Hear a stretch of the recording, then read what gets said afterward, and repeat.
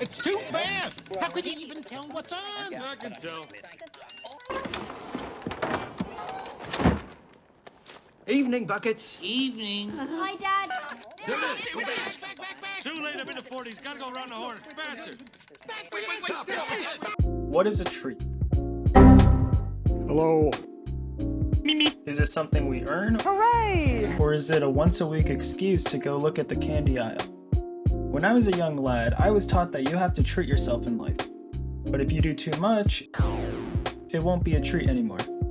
The simplest lesson in Roald Dahl's Willy Wonka is the idea of want versus need. While he wasn't the most progressive person in his time, the tale teaches kids that what we may want might not be what we need. In the world of sweets, quirky dwarves, and disregard for human life, Stop, don't come back. the closeted madman CEO of the largest candy company invites the poor kid to be the main character, while the rich kids are collateral damage. The two versions of the same story are held highly as some of the most iconic films today. Sorry Augustus Gloop, God of Diabetes, I didn't watch either movies growing up. Well, I probably watched the Gene Wilder one before I gained a consciousness, and I grew up with the fans of the Johnny Depp one, but those were the weird kids. Do you ever feel all alone? Stop! Do you ever want to scream out loud? Just stop! Do you ever... This is a cringe-free zone! Both films are outstanding in their own right and took what Roald Dahl created to show a different side of the story. Everybody knows the premise, the fact that kids are test subjects to technological advances, and that Gene meme. But once you experience either of the films, you're given a sugar rush of hidden messages. This new Wonka, in 2023, is looking like half of the true story. A remake for the story isn't a bad idea. I mean, they already did one. But the story that we're used to, and for most what we grew up on, would be completely different for this new generation. I'm in the nut business, you see, so I say to my workers... These nuts. Like many of the Hollywood controversies surrounding their films, they'll create remakes with changes made to certain characters like race, gender, or even superpowers. What do I really want?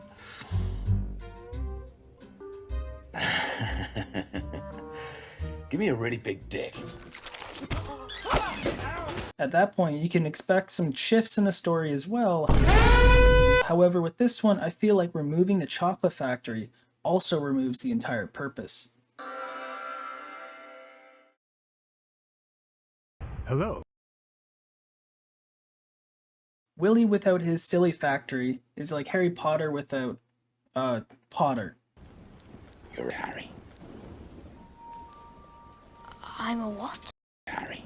Both of them would just be like everyone else. Scar. Oh. Wicked. The point of a factory and why we see through Charlie's perspective is because it's a reflection of who Wonka really is. Sure, he's a quirky and childish businessman, but we already have that in real life. Wonka is the real villain of the story, with him dominating the business, then firing all the workers. The factory is left for him to let his imagination run wild. On the surface, it looks like a fantasy to children who always ask for candy. But underneath, it's a waste of job opportunities in order to produce food less nutritional than banana peels. Now, the chocolate is in a very delicate state, to which even the smallest disturbance can ruin the batch. The employees are very careful to... What are you doing, Peter? He gives us what we want, rather than what we need. Mel Stewart, the director, came to my home and he said, "You want to do it?" I said, "Well, I'll tell you, I'd like to do it if I can come out and all the crowd quiets down and I'm using a cane. Oh my God, Willy Wonka is crippled. And I walk slowly and you can hear a pin drop and my cane gets stuck in a brick and I fall over on my face and do a forward somersault and jump up and they all start to applaud." Mel Stewart said, "What do you want to do that for?" I said, "Because no one will know from that point on whether I'm lying or telling the truth." Gene added the whole quirkiness of Wonka, which Roald didn't like so much. Grrr! But I'm glad we also changed his Oompa Loompas. Roald's original intentions were to mock the cliché factory owner, but Gene had other ideas. Time is a precious thing. Never waste it. We know so little, but throughout the entire film we struggle to trust him. He's absolutely bonkers. The candy he gives us is safe, but if you take any for yourself, we'll be hearing sirens in 5. We understand that most of the negatives that turn Wonka into this disguised villain are tied to the factory, and so removing that would force the fun and positive side of him to shine. You're really weird.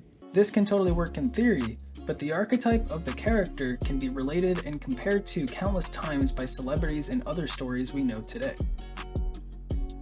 When we see Willy in any iteration, we expect both sides of him, the dark and the joke. Even I'm eatable, but that is called cannibalism, my dear children, and is in fact frowned upon in most societies.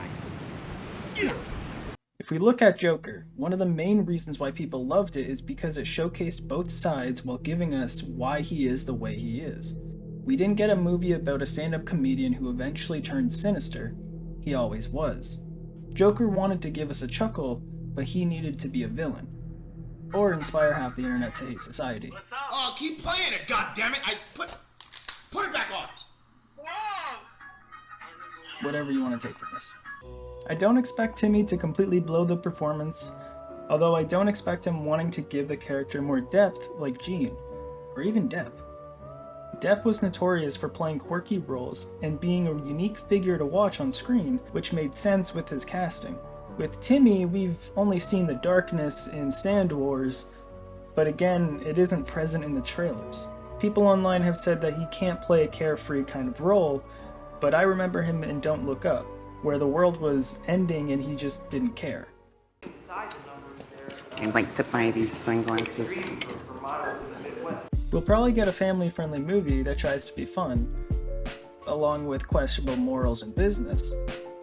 Similar to the Barbie movie where the business exploits the personalities of the people, and if they refuse or stop trending, they get put into a box. That's literally content farming with people, and they make Will Ferrell the villain, but it's okay. He's quirky. Look, he's roller skating. I'm not a bitter person when it comes to this stuff, but when you read between the lines, you can see some questionable decisions. My only hope is that remakes aren't redoing what we already love, instead give us a new look or a different perspective. This story and character have embedded lessons and messages that shouldn't be removed. The businessman could help economic inequality, or start a trend in creative prison executions. I can't believe you chose this for your last meal. Well, I guess we're both shocked today. Okay, fellas, light me up. You know what? He's funny. Now I see why our daughter got in that van. Watching how Wonka used his Willy, or rather his origin story, is interesting, but we aren't supposed to know it. That's for us to learn when to choose what we want or need. And for Charlie, to appreciate and carry forward. Or become a surgeon or something, I don't know. I am a surgeon! Okay. Dr. Hunt, I am a surgeon!